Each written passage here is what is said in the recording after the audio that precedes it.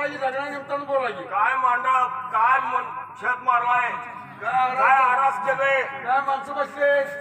काय शाहीर बोलून म्हणतात काय सगळं काय तू म्हणता ना म्हणते ते पब्लिक उठून गेला तुम्ही शाहीर म्हणत आता काय चव नाही आता काय चव नाही म्हणलं ते असं आहे तू बाबा नुसतं पब्लिकासाठीच का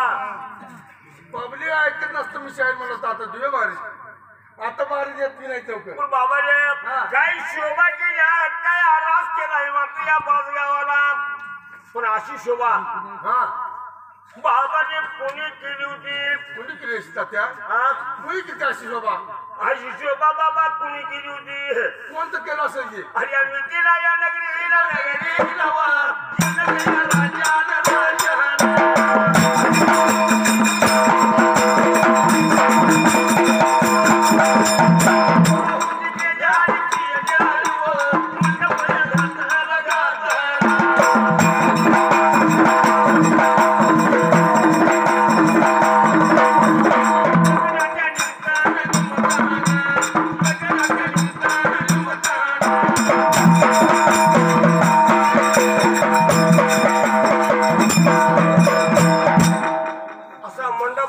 जनक राजानं घातला होता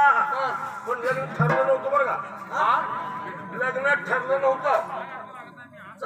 लग्न ठरलं नव्हतं जनक राजानं मंडप घातला होता बरोबर होतं त्या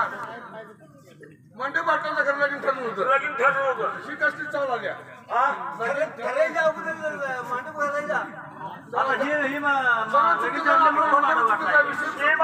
ठरलंय म्हणून घातलाय परमात्मा या जनक राजाने स्वतःच्या कन्यासाठी सीता जानकीसाठी मंडप घातला होता ठरायच्या अगोदर या दोन पद्धत झाल्यावर आणि पत्रिका दिसून दिवसाला राजपुत्राला मात्र पाठवल्या होत्या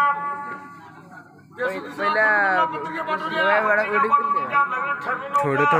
लग्न ठरलं होतं ना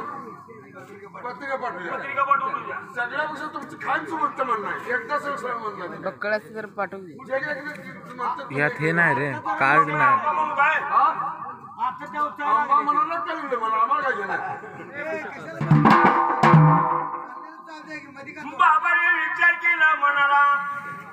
जनक राजाने मात्र काय विजय मात्र सीता स्वयंवराचा ठेवलेला धनुष्य मेला तो उतरेल त्याला सीता माळ घालेल बरोबर आहे प्रत्येकाला पत्रिकेत लिहिलं होतं ते बाबा धनुष्य मेला कोण उतरेल त्याला धनुष्याला बाण सोडेल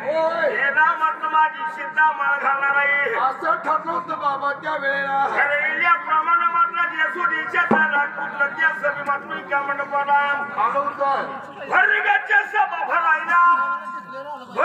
सभा भरायला धनुष्य मेला ठेवला होता त्या मंडपाच्या जागेला आणि अशा वेळी प्रकार कोणता घडीला हो अशा वेळा विचार केला मला पण मांडलेला संकट असायला जेव्हा धनुष्य मिळेल होतो कोण कोण नाही तेव्हा सीता माघारी बाबाने मातृका भरगाची मातृका मंडप भरलेला पण कोण मात्र उठणार त्यावेळेला प्रत्येकाला वाटायला लागलं का कोण उठावा कुणाला बारी येत्या मामाला येत्या